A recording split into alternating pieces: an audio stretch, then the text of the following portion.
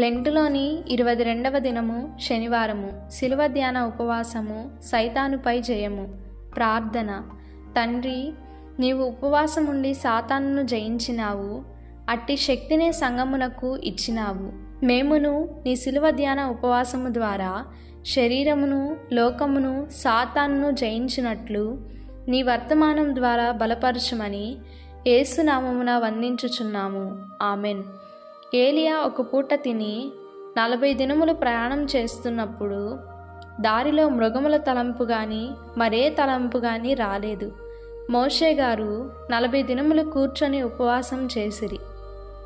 ఏలియా గారు 40 దినములు ప్రయాణం చేస్తూ ఉపవాసం చేసిరి. ఈయన నడుస్తూ రాత్రింబగలు ఉపవాసం చేయటం వలన దేవుని తలంపు కుదురుట కష్టము. ఏలియా గారు ఒక పూట తిని 40 పగళ్ళు 40 రాత్రులు ఎండను, రాళ్లను, మృగములను, ఇసుకను, పాములను, దొంగలను, చీకటిని చూడలేదు. 40 దినములు ప్రభువును చూచి నడిచెను. అలాగే ప్రభువు 40 దినములు ఉపవాసము చేసెను. అక్కడ సైతాను హవ్వ యొక్క చూపును త్రిప్పెను. హవ్వ దేవుడు చెప్పిన పండ్లు చూస్తూ ఉంటే సైతాను వెళ్ళి అసలు పండు తినకుండా చేసి హవ్వ మనసును త్రిప్పివేసెను. అట్లు హవ్వ తప్పిపోయింది.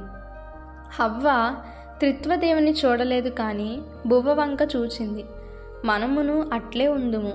సన్నిధి కూటములో మనోనిదానము కుదిరిందా అనగా లేదందురు. కుదిరినను కుదరకపోయినను సైతానును జయించవలెను.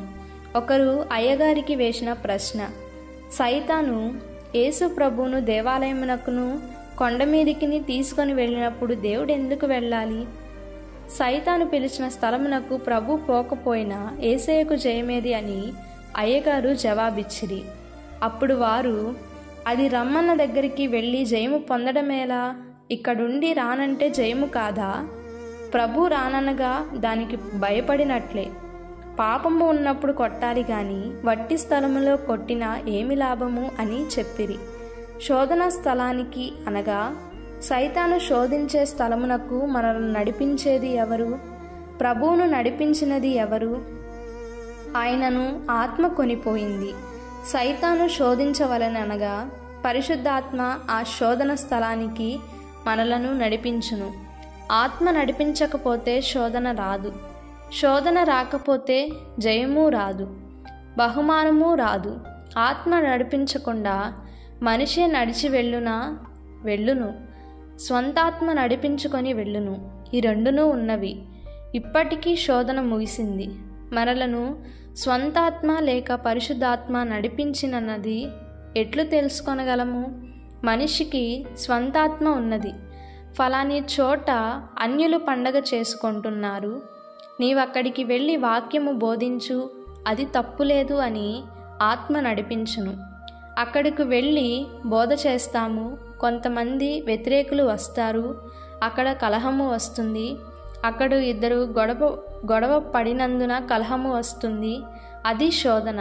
ఆ శోధనలో పడతావని తెలిసి తన పని మీద వెళ్ళినప్పుడే పడతావు అని ఆత్మ ముందే హెచ్చరించును. అప్పుడు కోపపడకపోయినా జయిస్తావు. ఇంటి దగ్గర తలంపు పుట్టినప్పుడు పడినావు. ఇప్పుడు వెళ్ళి సువార్త ప్రకటించినావు. వాళ్ళు కోపపడినందును తిరిగి కోపపడినావు గనుక అక్కడ పాపము వచ్చినది. అయ్యగారి స్నేహితుడు ఒకరు బోధిస్తున్నప్పుడు ఆయనకు ఆయన బోధ వినువారికి కలహము రేగింది. అప్పుడు అయ్యగారు పిల్లలను పాట ఎత్తమనగా కలహము ఆగింది. పిమ్మట అయ్యగారు, అయ్యా, మీరు ఆయనకు వేసిన ప్రశ్న నాకెయ్యండి అన్నారట. సంగతి అదని చెప్పగా వారు అయ్యగారు చెప్పినట్లుగా ఆయన చెప్పలేదు అన్నారు. అయ్యగారి స్నేహితుడు మళ్ళీ వాదమునకు వెళ్ళిరి. ముందు వచ్చిన వారే వచ్చిరి గాని ఈసారి వారు, అయ్యా మీరే చెప్పండి అన్నారు. కనుక మనకు శోధన వచ్చినా కోపము పడరాదు. దేవుడు సైతాను మీద కోపపడలేదు. అది వచ్చే వారము చెబుతాను. సందేహం పుట్టించే ప్రశ్నలు, పాపములు, దేవుని మీద తిరుగుబాటు, ఇలాగు చేయట నీకు తగునా అని అనుట మరి పాపము. ఇవి మనలో ఉన్న ఎడల రాకడకు సిద్ధపడలేము గనుక దేవుని మీద ఈ ప్రశ్నలు వేయరాదు.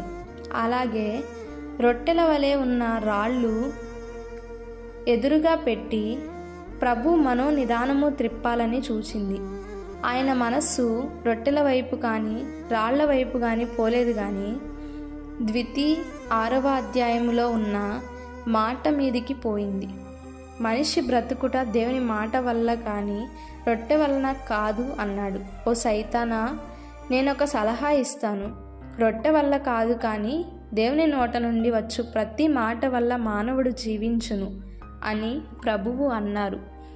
అక్కడ హవ్వమ్మ కూడా అట్లే అనవలసింది కానీ అనలేదు. ఆమె చూపు పండు మీదికి పోయింది. నీవు దేవుని కుమారుడివైతే అనేది శ్రమ. ఏదైనా తోటలో సైతాను ఒక పండు చూపలేదు, మొత్తం పండు చూపింది. ఇక్కడ రాయి ఒకటి కాదు, రాళ్ళు చూపింది. ఇక్కడ వాడి యుక్తి ఉన్నది. ఇది ప్రభువుకు తెలిసింది. ఆయన లోకమునకు వచ్చిన పిమ్మట కలిగిన మొదటి శోధన ఇదే. ప్రభువునకు వచ్చింది. మంచి పిండి వంటలు పెట్టి ఓటు వేయించుకొందురు. ఇక్కడ మాయగాని జాలి కాదు. ప్రభు అది గ్రహించి సైతానుకు లోబడక రాళ్ళు వైపు చూచి దగ అన్నారు, రొట్టె వైపు చూచి దగ అన్నారు. సైతాను అక్కడ ప్రభువును పొగిడింది. అయ్యా, మీరు రాళ్ళు రొట్టెలు చేయగలరన్నది. గట్టి రాయిని నీవు మెత్తని రొట్టెగా చేస్తావన్నాడు. కొరకలేని రాతిని కొరికే రొట్టెగా చేస్తావని పొగిడింది. శోధనలోని మరొక శోధన. అక్కడ తోటలో తిండి, ఇక్కడ రొట్టెలు తెచ్చి తిండి. తోటలోనూ తిండి శోధన వచ్చినది కనుక ప్రభువు తిండికి ఇక్కడ లోబడలేదు. దేవుని మాట వల్ల మనుషుడు జీవిస్తాడు అని చెప్పిన వాక్యములోని 3 మాటలు 3 జెండాలు. లూదరుగిరిలో పాదిరి గారికి అయ్యగారు ఈ పాఠమే చెప్పిరి. అక్కడ గ్రేపు దొరగారు అది విని అందరికీ వారు వెళ్ళే వరకు చెప్పేవారు. మనము కూడా ఇది అర్థం చేసుకోవాలి. ఇది మీ మనసులో జ్ఞాపకం ఉన్నప్పుడు మీకు విజయమే.